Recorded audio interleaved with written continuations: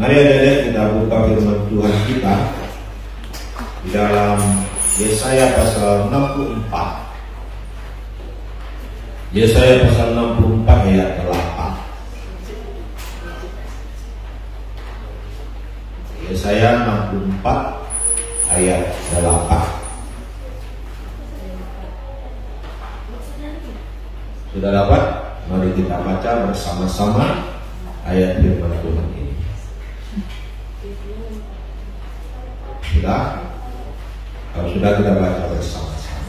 1, 2, 3. Tetapi sekarang, ya Tuhan, Engkaulah Bapa kami.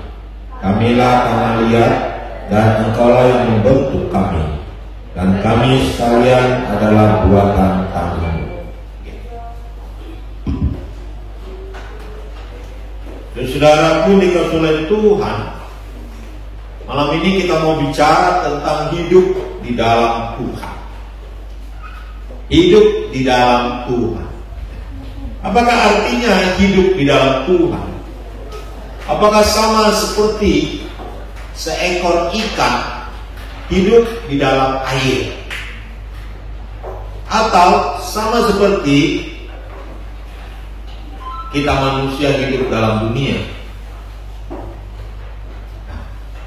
Apakah udara yang ada di sekeliling kita, yang mempunyai pengertian bahwa kita dikelilingi oleh udara, lalu kita hidup di dalam udara? Jadi saudaraku dikasih oleh Tuhan, apa arti hidup di dalam Tuhan? Dan bagaimana hidup di dalam Tuhan itu sendiri? Bagaimana kita bisa hidup di dalam Tuhan? Nah, dari pembacaan firman Tuhan, kita melihat di situ dikatakan, tetapi sekarang ya Tuhan, Engkaulah Bapa kami. Saudara-saudaraku dikasih oleh Tuhan, di situ dikatakan sekarang. Sekarang tentu mempunyai pengertian adalah hidup setelah ayat yang sebelum ayat yang ke-8 ini,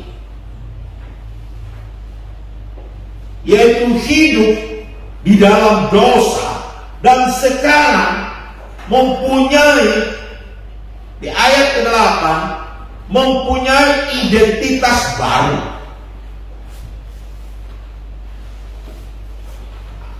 Jadi hidup di dalam Tuhan artinya adalah kita mempunyai identitas baru.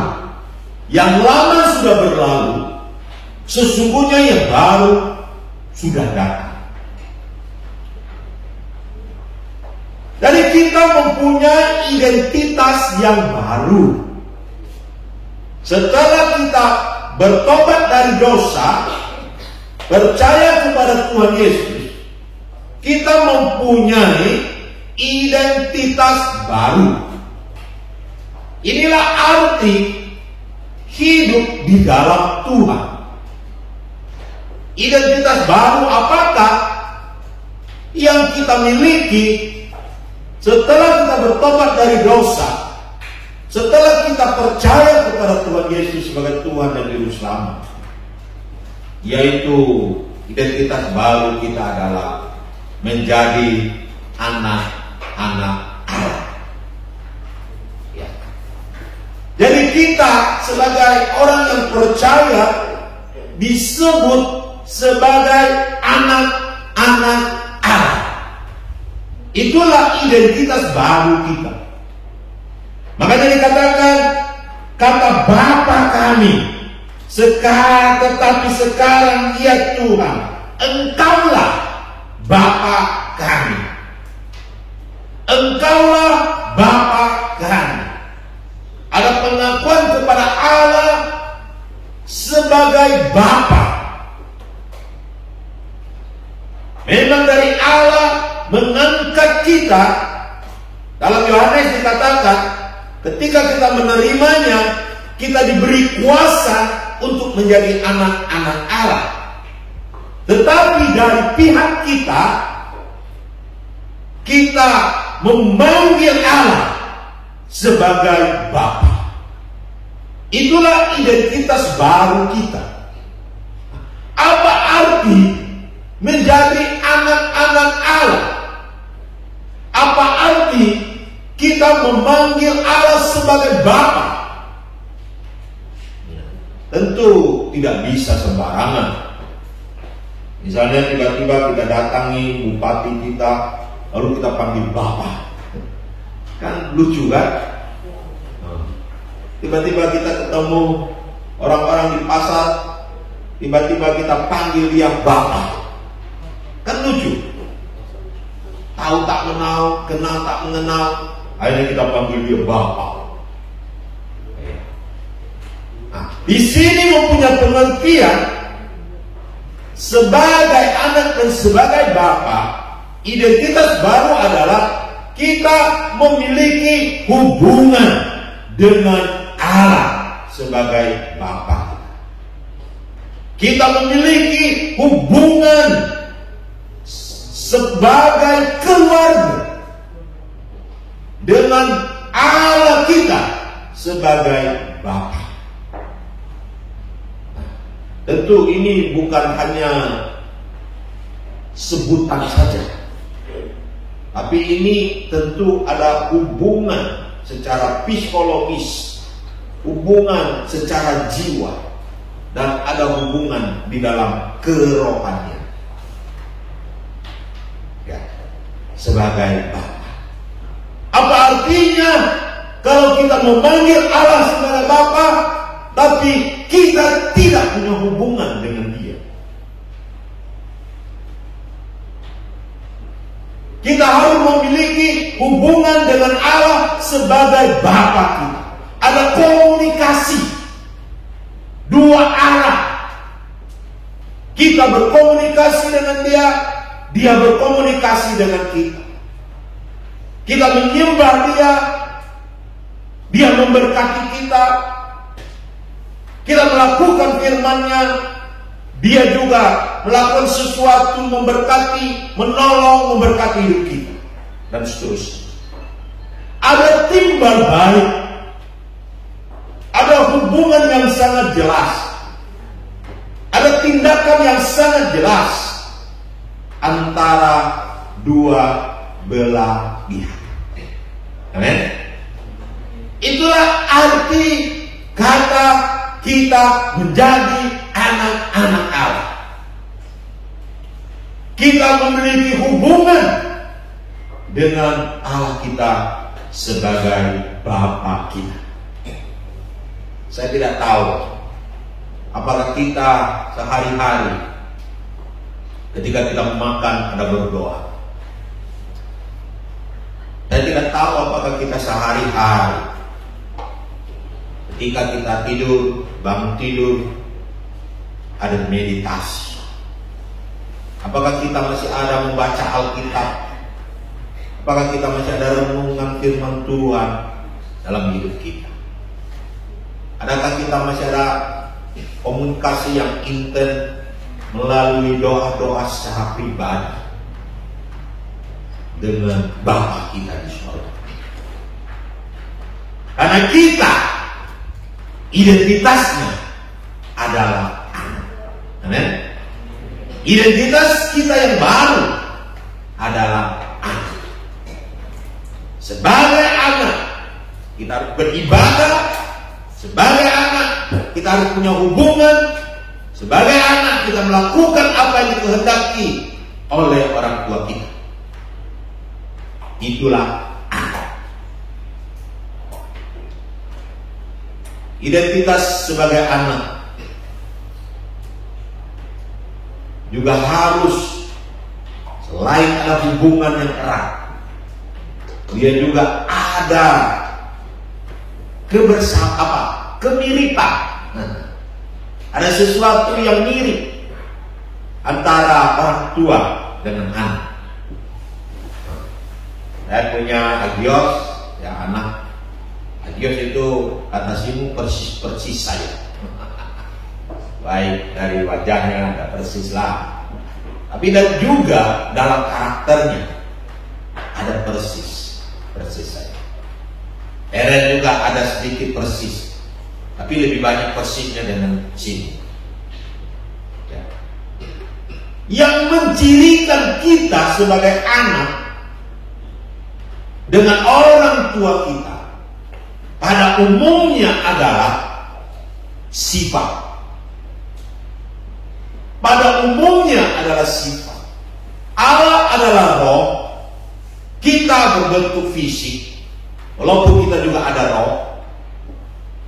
Dan yang mencerminkan kita sebagai anak Allah itu adalah karakter dan sifat kita. Karakter Allah yang sangat menonjol di dalam Alkitab itu ada dua paling tidak, yaitu karakter kekudusan dan karakter kasih. Makanya sebagai orang percaya, identitas kita yang baru sebagai anak-anak Allah, kita harus hidup dalam kekudusan. Kita harus hidup dalam kekudusan. Karena Allah kita adalah Allah yang kudus, Allah yang membenci dosa. Makanya syarat orang percaya Yesus, dia harus menyadari dirinya sebagai orang berdosa, dia harus bertobat dari dosa, dia harus jijik terhadap dosa, dia harus meninggalkan dosa-dosanya. Itulah karakter yang seharusnya dimiliki oleh anak-anak Allah, yaitu kekudusan.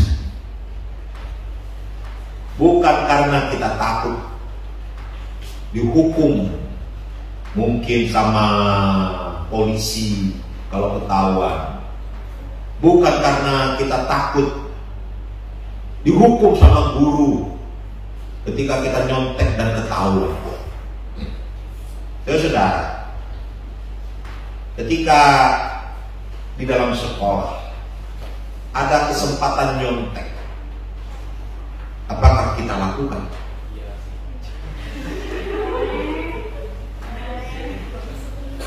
Ketika kita berdagang, ada kesempatan menipu langganan, apakah kita lakukan?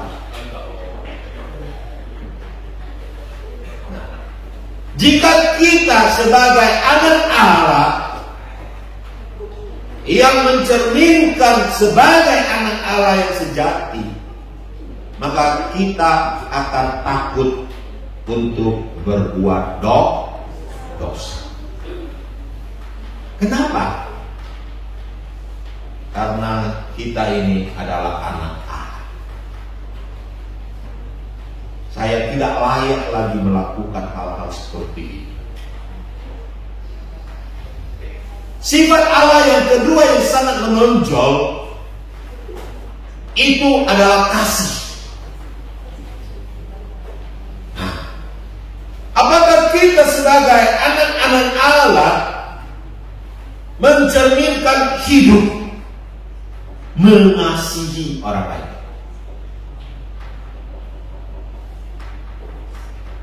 Apakah kita traktir orang itu kalau orang itu traktir kita?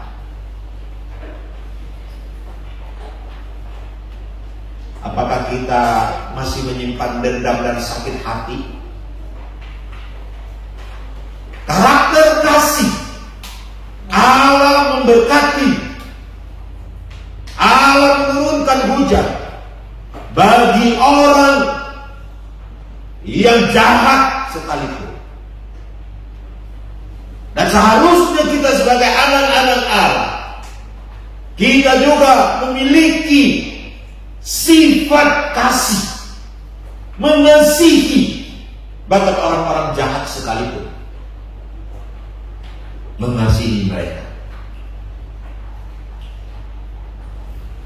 Allah memiliki sifat mengampuni sebagai bentuk kasih Bahkan di atas kayu salib dia berkata, Bapa, ampunilah mereka, sebab mereka tidak tahu apa yang mereka perbuat. Dan apakah kita ada sifat mengampuni orang lain? Mungkin kita mengampuni teman-teman kita, mungkin kita mengampuni orang tua kita, mungkin kita mengampuni saudara-saudara kita, kita mungkin mengampuni orang-orang yang telah berbuat jahat kepada kita. Kemudian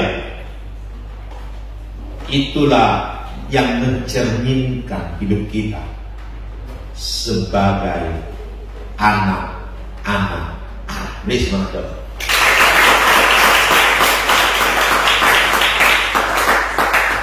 Jadi sebagai anak-anak Allah, kita harus memiliki hubungan dengan Allah, dan kita juga harus memiliki karakter seperti Allah. Kemudian, bagaimana hidup di dalam Tuhan yang kedua? Bagaimana kita hidup di dalam Tuhan? Hidup di dalam Tuhan yang kedua adalah kita siap dibentuk oleh Tuhan. Kita siap dibentuk oleh Tuhan. Dikatakan, kamilah tanah liat, dan engkaulah yang membentuk kami, dan kami sekalian adalah buatan tangan. Ada lagu yang mengatakan, bagaikan bejana siap dibentuk, demikian hidupku di tanganmu, bentuklah urut kehendakmu, pakailah sesuai rencanamu. Ku mau sepertimu Yesus, disempurnakan selalu. Jadi kita hidup di dalam Tuhan, artinya kita siap dibentuk oleh Tuhan. Ini adalah kesadaran dari penulis. Dia berkata, kami adalah tanah liat. Apakah kita mengakui kita di hadapan Allah sebagai tanah liat? Tadi mengakui sebagai anak, tapi sekarang merendahkan diri, mengakui diri di hadapan Allah sebagai tanah liat. Artinya adalah kita siap dibentuk, siap dibentuk oleh Allah dalam hidup ini. Dibentuk oleh Allah berarti Allah punya tujuan di dalam hidup kita, dan hidup kita harus menyesuaikan tujuan Allah. Hidup kita bukan diri kita. Tujuan saya bukan tujuan saya. Tujuan hidup saya adalah tujuan Allah. Dalam hidup ini, saya hanya mengikuti kehendak Allah. Saya mengikuti tujuan Allah di dalam hidup saya. Amin. Makanya masing-masing kita, Allah punya tujuan hidup tersendiri dalam hidup kita. Hanya dikatakan gereja itu seperti tubuh Kristus. Ada kaki, ada tangan, ada kepala, ada anggota-anggota tubuh lain. Dan kita dibentuk oleh Allah sesuai dengan tujuan Allah di dalam hidup kita. Dulu tujuan hidup saya bukanlah mau jadi pendeta. Tujuan hidup saya adalah menjadi kolong berat. Karena saya dari latar belakang orang miskin, orang susah, orang kerja keras. Tapi Allah berkata, aku mempunyai tujuan dalam hidupmu, yaitu menjadikan engkau seorang hamba Tuhan. Mana yang harus saya ikuti? Keinginan hati saya, cita-cita saya, atau kehendak Allah dalam hidup saya? Jika kita hidup di dalam Tuhan, jika kita menyadari kita sebagai tanah liat, maka kita akan mengikuti kehendak Allah dalam hidup kita.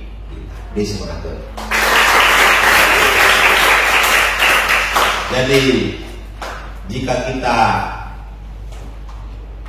tidak kuliah, tidak jadi masalah. Jika kita kuliah pun bukan masalah. Yang jadi masalah dalam hidup ini adalah ketika kita salah jalan, ketika kita tidak mengikuti apa yang Tuhan inginkan dalam kehidupan kita. Arti dibentuk oleh Allah adalah kita sebagai tanah liat, kita berserah kepada Allah dalam pembentukan itu sendiri. Ketika dibentuk itu tidak gampang. Kadang-kadang tanah liat itu harus dipukul, harus dipotong-potong, bahkan ketika dia harus dibentuk lagi, dia harus dibakar. Mungkin kalau tanah liat itu bisa merasakan sesuatu, dia akan marah atau dia akan berteriak sakit. Allah membentuk kita dengan berbagai cara. Ada orang dibentuk dalam sebuah keluarga. Saya banyak dibentuk dalam keluarga saya. Tapi pembentukan dalam keluarga saya adalah pembentukan karakter kerja keras, pembentukan karakter menyerahkan diri pada Tuhan. Artinya sifat menyerahkan kepada Tuhan. Itu yang banyak saya dapatkan dalam keluarga. Mungkin pembentukan melalui penderitaan itu membentuk karakter hidup saya. Seorang reformator yang bernama Martin Luther berkata, dia dididik bukan di dalam sekolah teologi yang membuat teologianya, tetapi dia belajar teologianya itu di dalam penderitaan. Jadi jika hari ini kita mengalami penderitaan, kesulitan, tantangan, mungkin itu bagian dari didikan Tuhan dalam hidup kita. Ketika saya berada di kucing dengan simu yang sakit, saya dididik untuk lebih lagi rendah hati. Saya dididik lagi, lebih lagi mengandalkan Tuhan dalam hidup ini. Saya dididik lebih lagi berserah penuh pada Tuhan dalam hidup ini. Saya dididik lagi untuk melihat kuasa Allah yang ajaib dan rencana Tuhan yang luar biasa. Ketika pulang dari Singapura, mengalami mata yang sakit, saya dididik bahwa saya adalah biji mata Allah. Biji mata Allah. Saya dididik betapa Allah mengasihi saya. Betapa saya harus menggunakan kesehatan saya untuk memuliakan Tuhan. Kadang-kadang Allah Allah mendidik kita melalui penderitaan demi penderitaan dalam hidup kita. Tapi Allah mendidik kita, membentuk kita, tidak juga hanya melalui penderitaan. Kalau penderitaan terus, bisa saja orang itu ya traumatik dengan penderitaan. Tapi kadang-kadang Allah buat jeda, lalu buat sukacita. Ketika saya berada di sebuah tempat di Singapura, di tempat yang indah, gedung-gedung yang tinggi, saya bersyukur. Saya bersyukur. Kadang-kadang adalah Allah memberkati hidup kita supaya kita dididik untuk bisa bersyukur kepadanya. Didikan Allah bermacam-macam. Ada penderitaan, ada sukacita, ada namanya berkat-berkat, ada namanya kadang-kadang kita melihat kuasa Allah, sehingga kita melihat Allah itu berkuasa dan kita memuji dan mengagungkan nama Dia. Itu juga bagian dari Allah membentuk hidup kita. Yang terpenting di sini adalah bagaimana kita berpasrah pada Tuhan, berserah kepada Allah, seperti tanah liat yang berserah kepada Allah, kepada penjunanya, untuk dibentuk oleh tangan penjunanya. Dan mari kita berserah penuh pada Tuhan, sehingga kita tidak terlalu gampang sombong ketika kita diberkati. Bahkan ketika kita menderita, kita tidak gampang melarikan diri dari Tuhan.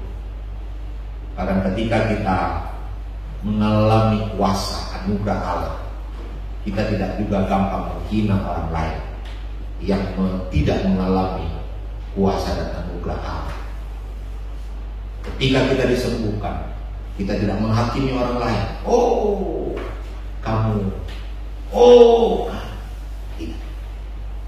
tetapi justru kita belajar, karena itulah didikan Tuhan dalam hidup kita. Ketika kita masak sayur, kalau tanpa bumbu, tanpa garam, tanpa minyak cili, tanpa bumbu-bumbu yang lainnya, makanan itu tak enak.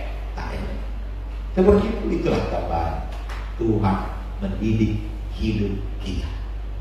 Bermacam-macam cara Tuhan pakai untuk membentuk hidup kita dalam hidup ini. Kiranya Tuhan Yesus memberkati. Amin. Mari kita bangkit berdiri.